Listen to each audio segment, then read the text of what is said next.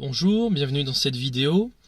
Une vidéo un peu particulière puisque je vais vous délivrer un message que j'ai sur le cœur, que le Seigneur m'a demandé de délivrer via cette vidéo. Et voilà, dans cette vidéo, à un moment donné, vous allez devoir faire un choix. Et plus particulièrement, vous allez devoir choisir un camp. Alors, ça vous paraît un peu spécial, mais vous allez voir, à la fin de cette vidéo, ce sera beaucoup plus clair, mais vous serez amené à faire un choix. Alors, les éléments que je vais vous révéler sont à tendance prophétique, prophétiquement même facile, mais il est nécessaire que vous soyez tenu, averti de ce qui risque d'arriver prochainement, que ce soit au courant de l'année 2022 ou 2023, et où que vous résidiez sur la Terre, vous serez confronté à un phénomène particulier. Alors en ce moment, les médias n'arrêtent pas de nous matraquer avec différentes nouvelles liées au Covid-19. Donc voilà, le Covid qui peut être désigné dans la Bible comme une peste. Donc ça fait partie d'une épidémie, d'une peste. Et on entend parler également de guerre ou de bruit de guerre, et notamment de la guerre en Ukraine. Donc j'ai une pensée pour justement nos frères et sœurs, et même à la population ukrainienne en général, voilà, qui subit de plein fouet voilà, les conflits avec la Russie, et peut-être même voilà, qui subit certaines décisions ou certains manquements qu'auraient pu avoir les gouvernements impliqués en Ukraine. Là, je vais fermer la parenthèse. Et donc le message, je vous le délivre maintenant. Alors, d'ici cette année, si vous résidez en Afrique, ce sera rapide. Si vous habitez en Europe, en Amérique ou en Asie, ce sera un peu plus tardif probablement, mais quel que soit l'endroit où vous êtes, vous serez confronté à un phénomène. Et ce phénomène, c'est la famine. Voilà, les famines. Alors, pourquoi est-ce que je vous dis ça et pourquoi est-ce que je vous avertis ? Eh bien, en lisant la Bible, en cherchant le lien entre le coronavirus et les guerres, eh bien, je me suis rendu compte que la famine était très souvent citée dans la Bible, et la famine accompagne les guerres et les épidémies. Voilà, ce sont des causes et des conséquences, mais aussi ce sont des fléaux que Dieu permet sur la terre dans plusieurs buts, et je vais vous en parler. Alors, en lisant donc particulièrement le livre de Jérémie, voilà, donc dans Jérémie, le mot famine est accompagné des mots épée, donc la main de l'homme, l'épée, et les pestes, donc les pestes, l'épée et la famine sont cités ensemble dans le livre de Jérémie plus de 18 fois, ce qui est énorme.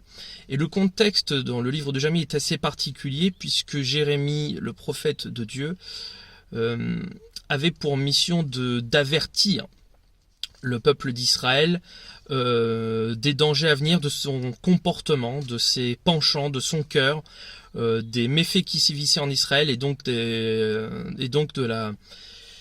la déportation du peuple vers un autre pays. Il y aurait un envahisseur qui viendrait envahir le pays d'Israël et qui disperserait après donc il y aurait ensuite une déportation de ces Israéliens à Babylone avec le roi Nebuchadnezzar.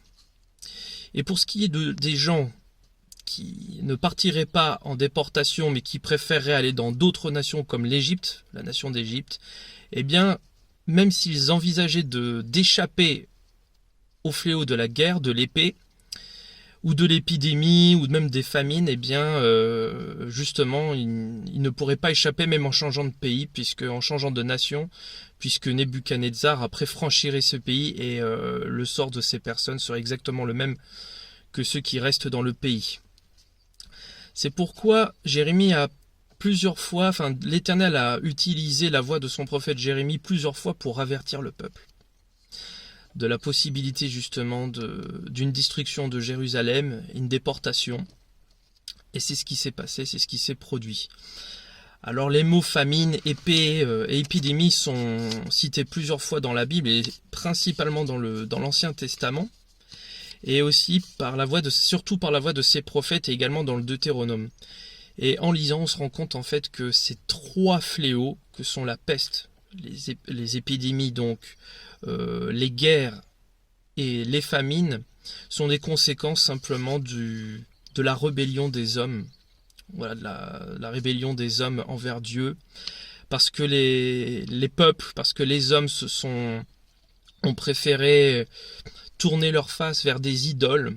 Alors ces idoles aujourd'hui elles prennent plusieurs visages, elles ont plusieurs visages. Ces idoles ça peut être l'argent, c'est des convoitises, ce sont de faux dieux, ce sont peut-être des désirs mauvais, ce sont des préoccupations qui font que Dieu n'a pas la première place dans la vie de ces personnes. Ces personnes après se plaignent de subir de plein fouet les conséquences de leur désobéissance, mais c'est ce qui arrive. Et donc il y a deux camps qui se forment, et Dieu utilise souvent les épreuves, utilise souvent les fléaux pour éprouver le cœur des hommes. Le but, c'est que ces hommes, ces femmes, tournent leur cœur vers l'Éternel. Et à ce moment-là, lorsqu'on a les yeux tournés vers Dieu, lorsqu'on a les yeux fixés sur Dieu, lorsqu'on a le visage tourné vers Dieu, que l'on se soumet, qu'on reste humble, l'Éternel ensuite intervient favorablement. Il accorde sa protection, il accorde ses bénédictions. Et donc si vous avez si votre cœur est entièrement dévoué à l'Éternel, que vous avez accepté son Fils, Jésus-Christ, comme Sauveur, comme Seigneur de votre vie, je vous le dis, vous n'aurez rien à craindre. Vous n'aurez rien à craindre parce que vous aurez choisi un camp. Vous aurez choisi de faire confiance à Dieu, quelles que soient les conséquences qui interviendront, quels que soient les faits qui interviendront prochainement. Il y aura une famine. Et d'ailleurs, le président français Emmanuel Macron l'a indiqué il y a quelques jours de cela, suite au G7. Donc il a dit donc ça confirme ce que je vous dis, que l'Europe allait être confrontée à une famine. Alors si vous habitez en France, vous pourriez avoir tendance à vous dire, mais oui, mais on a des grandes terres agricoles, on a des terres très fertiles. Notre blé, donc les pâtes, le blé, la farine, on est un pays producteur et même exportateur de blé, donc on risque pas grand chose. Oui, mais le problème c'est que le blé, les aliments que nous faisons pousser, ils ne poussent pas tout seuls. Malheureusement, on va dire que la majorité des grands agriculteurs n'utilisent pas des processus forcément très naturels pour élever pour pouvoir faire pousser les semences, mais ils utilisent beaucoup d'engrais. Et le problème, c'est que l'engrais que la France utilise, elle vient principalement de deux pays même, c'est la Russie et l'Ukraine. Or, ces deux pays, sont en guerre. Et donc, les exportations, la Russie a supprimé les exportations d'engrais, même de blé pour les animaux. Et donc ce qui risque d'arriver, c'est qu'il y aura encore des personnes qui vont se retrouver, je pense à des éleveurs qui risquent de se retrouver sans emploi, qui vont devoir se reconvertir, des personnes qui vont mettre la clé sous la porte, et des personnes qui travaillent également dans l'agroalimentaire vont subir de plein fait toutes ces mesures et toutes ces conséquences néfastes. Donc même si il n'y a aucun endroit, même si on est une terre agricole, même si vous habitez dans un pays fertile, le problème c'est que ce qu'on fait pousser, et même la nourriture qu'on donne à manger aux animaux, elles ont besoin d'engrais. C'est triste à dire, mais et l'engrais, on l'importe, on la crée pas. Mais la bonne nouvelle dans tout ça, c'est que même si l'homme est éprouvé par ces fléaux pour tourner sa face, les enfants de Dieu, les personnes qui ont accepté Jésus, qui le suivent et qui ne font pas les hypocrites comme on peut trouver dans certaines églises, des personnes qui, devant les hommes, louent l'Éternel, prient, semblent vraiment avec une fervence pas possible, une ferveur énorme. On a l'impression qu'ils sont dévoués corps et âme et que ce sont des personnes ultra spirituelles, mais au fond d'eux, ce ne sont que que des hypocrites. Ce sont des gens qui paraissent mais qui ne le sont pas. Des gens qui paraissent humbles mais qui sont orgueilleux au-dedans d'eux. Et ça, justement, l'Éternel va les éprouver. Et j'espère que vous ne faites pas partie, et j'espère que je ne fais pas partie non plus de ces personnes. Car l'Éternel va éprouver les habitants de la terre. Je ne dis pas que c'est la colère de Dieu, pas encore, ce n'est pas encore le moment. Il y a des bruits de guerre, mais ce n'est pas encore la fin. Néanmoins, les épidémies, les guerres, les bruits de guerre, les famines ne sont que le début des douleurs, mais ce n'est pas encore ça. Ce n'est pas encore les grandes tribulations. Le fils l'impie, le fils de la perdition n'a pas encore montré son visage. Alors c'est vrai, le monde tel qu'on le connaît aujourd'hui change. À vitesse grand V, il change. Il change et rien ne sera plus jamais comme avant. Voilà, l'ordre mondial bascule et un nouvel ordre va prendre sa place. Et si vous êtes chrétien de cœur, que votre cœur est circoncis, que vous appartenez à Dieu, que vous l'aimez de tout votre cœur, que vous faites preuve d'amour envers votre prochain, que vous aimez Dieu et donc que vous aimez les hommes, que vous faites votre maximum, même si cela peut paraître imparfait, parfois aux yeux des hommes, même si vous êtes seul, sachez que Dieu voit ce que vous faites, il connaît votre cœur. Donc si vous êtes tranquille en vous-même, eh bien vous n'aurez rien à craindre. Rien à craindre des pestes, rien à craindre des guerres ou de la famine, parce que Dieu pourvoira toujours à tous vos besoins. Cherchez le royaume de Dieu et sa justice, et tout le reste vous sera donné par-dessus. C'est marqué dans le Nouveau Testament. Donc si vous avez donné votre cœur, vous n'avez rien à craindre. Même si c'est la tempête autour de vous, c'est la tempête, eh bien, vous avez donné votre cœur à Jésus, donc vous serez comme lui, vous serez comme Jésus dans la barque. D'accord ? Sur le lac de Galilée. Voilà, comme Jésus dans la barque, au milieu de la tempête qui ne craint rien. Et donc vous n'avez rien à craindre. Vous avez fait le bon choix, vous avez choisi le camp de l'Éternel, vous avez confiance en lui. Il sera toujours là avec vous, il ne vous laissera jamais tomber. En revanche, si vous choisissez par peur, par conformisme, par mauvais désir, par envie, eh bien de faire comme les nations, c'est-à-dire de profiter des richesses, de vous inquiéter inutilement, de compter sur vos propres forces, vos forces vaines, que vous continuez à être colérique, que vous continuez à être égoïste, à ne penser qu'avec votre ventre, qu'avec votre chair, de combattre avec vos propres forces inutiles, eh bien vous subirez le même sort que les nations, parce que votre cœur n'est pas dévoué, votre cœur n'est pas sincère. Je sais que ce que je dis est triste, mais c'est ce que j'ai reçu du Seigneur.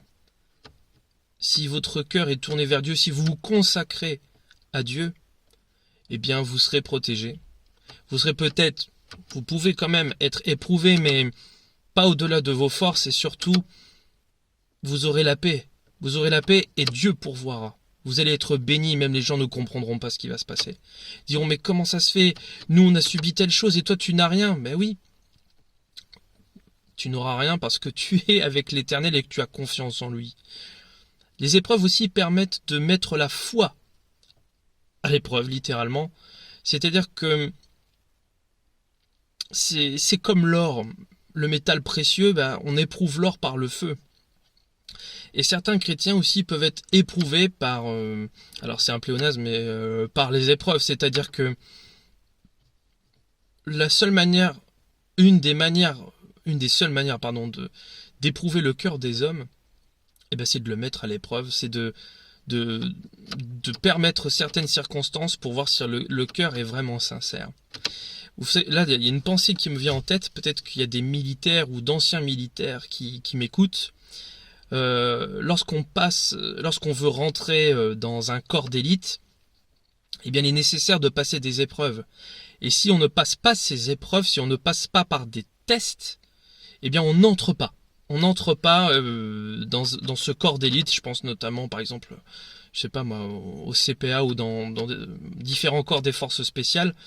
Eh bien, la manière d'éprouver un candidat, c'est de le faire passer des tests, des épreuves difficiles, pour savoir si la personne est prête et pour voir quelles sont ses capacités, mais aussi son cœur, son esprit, son mental. Et la seule manière de savoir si quelqu'un est viable et si on peut le recruter, par exemple pour les forces spéciales, eh bien c'est de le tester. Et c'est un principe. C'est un principe et Dieu, vous inquiétez pas, Dieu n'est pas là non plus pour vous éprouver en permanence, mais si votre cœur est changeant, si parfois vous ne comprenez pas pourquoi vous voyez certaines circonstances et pourquoi vous subissez certaines choses, eh bien c'est peut-être parce que Dieu veut tester votre cœur. Il veut voir si vous lui appartenez, si votre cœur n'est pas tourné vers le monde et vers les choses du monde, vers les désirs, certains désirs qui prennent toute la place de Dieu dans votre vie. Je ne connais pas ces désirs personnellement, mais vous les connaissez. Et peut-être qu'aujourd'hui, là il y a quelqu'un qui m'écoute, mais peut-être que cette maladie, voilà, ce mal qui ronge ton estomac, eh ben, il vient peut-être d'un désir, de ce que tu as pu voir. Quelque chose que tu aimes satisfaire, que tes yeux ont besoin de voir certaines choses. Tu vois, tu es repris dans ton cœur et tu as besoin de voir. Et c'est peut-être pour ça que tu n'arrives pas à soigner tes troubles de l'estomac, tes douleurs. Eh bien c'est parce que tu permets des choses dans ta vie et Dieu ne peut pas t'aider. Il ne peut pas tu ne peux pas laisser Dieu agir parce qu'il y a un péché dans ta vie qui empêche Dieu d'agir. Tout péché nous sépare de Dieu et tu le connais. Et si tu ne le connais pas vraiment, eh bien demande à Jésus, demande au Saint-Esprit de te révéler, de te guider. Et tu comprendras pourquoi il y a des choses qui basculent défavorablement dans ta vie. En tout cas, voilà, fais ton choix, fais ton camp. Et la famine qui arrive, eh bien cela ne t'empêche pas de faire preuve quand même si tu as confiance, de faire un peu preuve d'intelligence. Alors si tu as la possibilité, eh bien fais des réserves. Voilà, sans tomber non plus dans la paranoïa, mais sans tomber non plus dans des préoccupations excessives, mais fais des réserves, fais preuve d'intelligence, fais preuve de sagesse. Lorsque tu vas faire tes courses, eh bien tu mets une partie de côté et tu stockes si tu as la possibilité de stocker. Après, ce n'est pas ça qui va te sauver, mais ça peut te permettre de gagner du temps ou d'aider quelqu'un qui se trouve dans le besoin. D'aider quelqu'un un pauvre ou une personne qui n'a pas la possibilité dans un moment donné d'avoir de quoi manger, eh bien, parce que tu auras fait des réserves, parce que tu auras été intelligent, tu pourras aider ton prochain. Et ce que tu fais à ton prochain, eh bien, le Seigneur le voit, il te le rendra. Même si c'est pas ce que tu recherches, mais il te le rendra, crois-moi. Alors prends courage. L'Éternel, même avec Jérémie, que ce soit avec les différents prophètes, il y a un avertissement. Il y a certaines personnes il y a une condamnation, mais il y a aussi une bonne nouvelle. Et la bonne nouvelle, voilà, c'est que l'Éternel prendra soin de toi. Alors, ne crains pas. Prends confiance en Dieu et ne t'arrête pas en si bon chemin. Ne t'arrête pas. Prends confiance en Dieu et foi en lui. Il viendra t'aider. Il sera avec toi. Sur ce, prends courage et que Dieu te bénisse. Au revoir.